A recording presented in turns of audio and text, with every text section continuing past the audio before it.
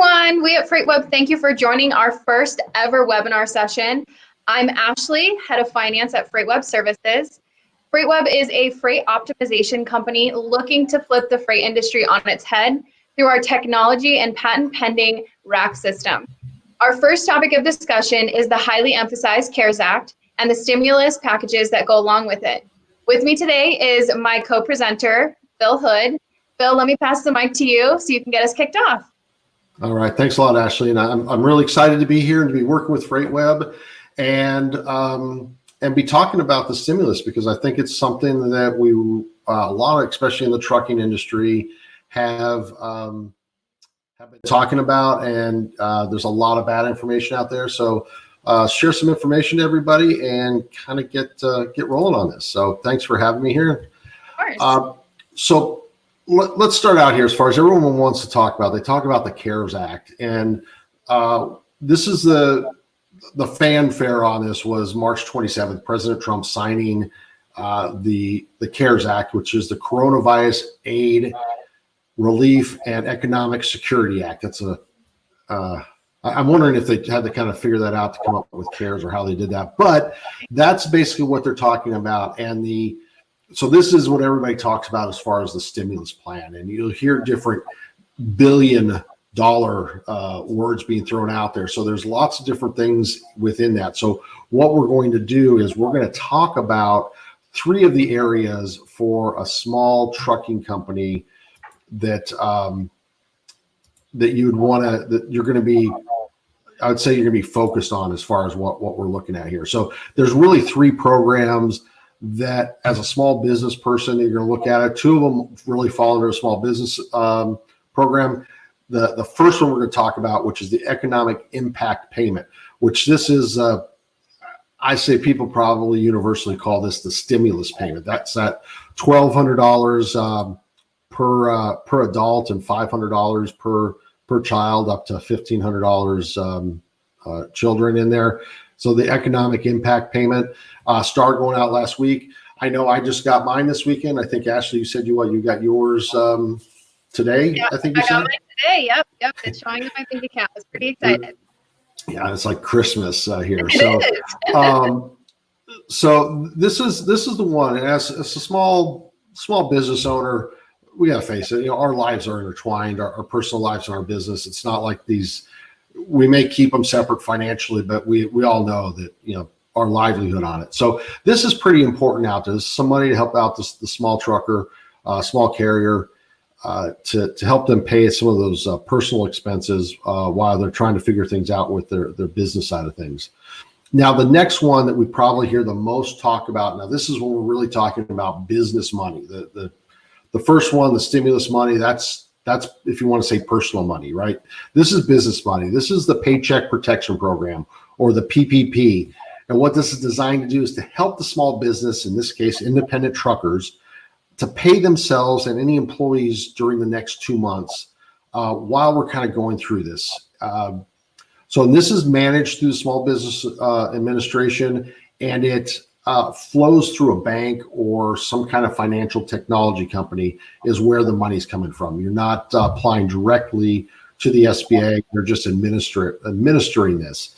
So, and there's a couple of little guidelines for this, and really important we want to talk about this because we hear a lot of small carriers and independent owner operators out there saying, even if you're leased onto a carrier, if you're leased to a carrier, this money is available for you. I know people that have received it. I've known people that sat back, didn't think they were going to get it, and are upset right now because they don't think there's going to be more.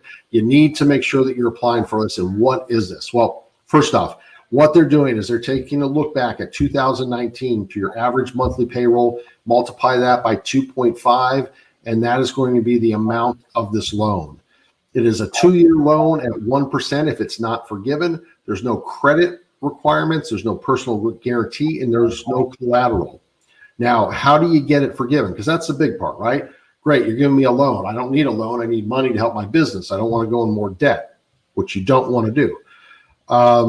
So really what this is designed to be used for, I think I may have zoomed ahead here.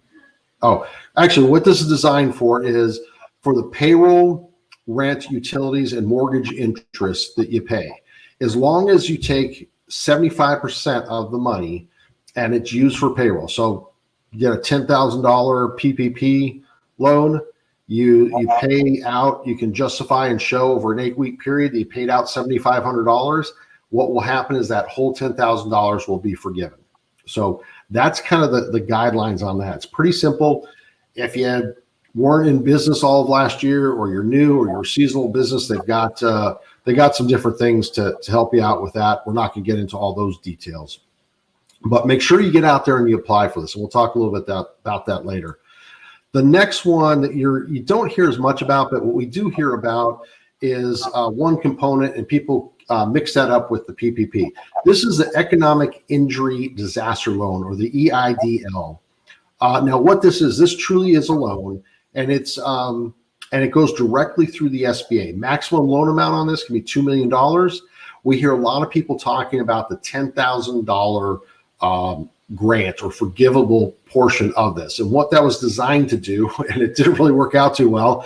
The design of it was that you would get, within a couple days of applying, to help you out, you would get up to $10,000 as a grant. That would just be, we're going to give that to you because we know we need to get some money into the economy to help you out with some of your bills and what's going on. The conditions on that were it's $1,000 per employee up to $10,000. So because of the volume and what was happening within this, it really hasn't materialized as quickly. We just got our advance today in the bank, and we applied before just before April 1st, we applied. So it took a little bit of time going through there, but it is being processed and people are going for it. Still more money going into it, so apply for that if you have not done that yet. Now, little details on this. It's a needs-based loan. And so what that means is they've got a formula. Not quite sure what it is. I don't see it published anywhere. What I can tell you from financials that were provided, or that we provided, the only things that they really asked for on it at this stage was what was our gross revenue and what were our cost of goods sold. So those two are probably a big factor in how they're figuring this out. It's a 3.75% loan for up to 30 years. There is a credit base, but it's a really, really low bar to hit. Even if you have bad credit, if they're going to ask you about certain things, and if you can give them a viable reason for it, they'll be pretty gracious on that side of it. You do have to provide a personal guarantee, and if we're looking at over $25,000 loan, they are going to ask for collateral. So this is a loan, but the first part of it is forgivable. So what is this designed for? This is designed, again, for payroll, for rent, utilities, supply interruptions, and again, that advance is forgivable. And the loan is not. That is actually a loan that you have to be looking for out there. So, all right. So that kind of runs through the gamut there. And any other additional comments you have, Ashley? Yeah, I just wanted to bring up the PPP. So, just to share my experience, is that, we bank with a large bank, and they are an SBA approved financial institution. And it was a very difficult process, I would say, mainly because they sent us a long page saying these are the items that we need from you. You need to obtain those items.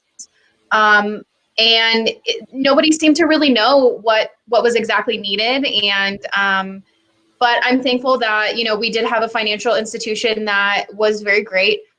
They opened their phone lines on the weekends. They were available late at night, and, we asked questions. And I always tell people, there are no stupid questions when it comes to the stimulus packages, and, wondering what you need or wondering if you qualify.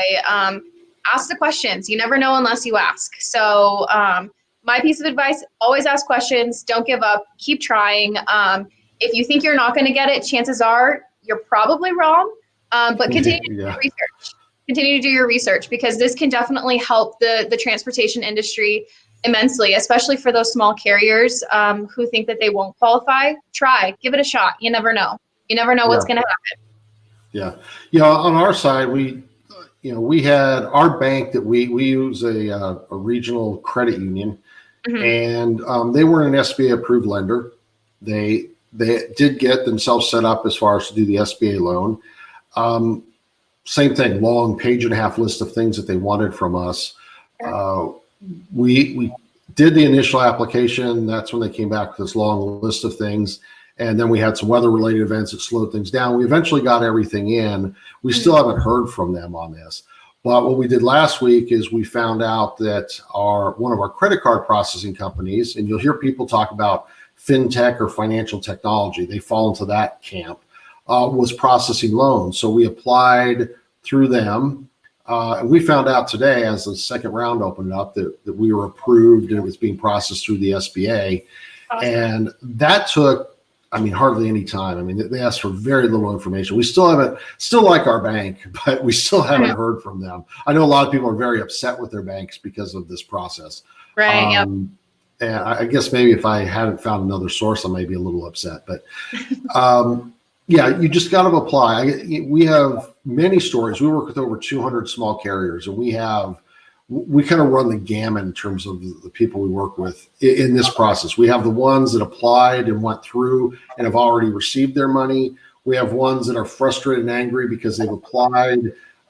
They were told by their bank that they didn't get it in time, and they're not quite sure where they are. They feel like they're sitting in limbo right now. And we have others that never applied, just figuring that they weren't going to qualify for this.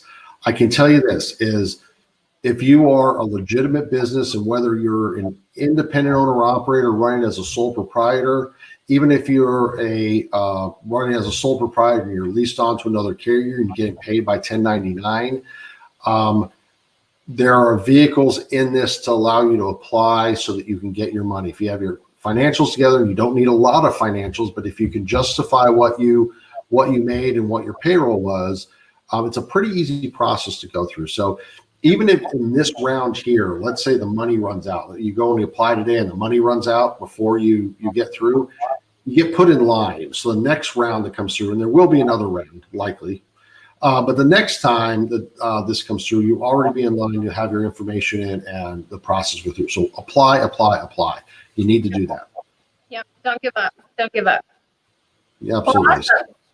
Well, thank you, Bill, for the conversation and the information and for presenting with me today.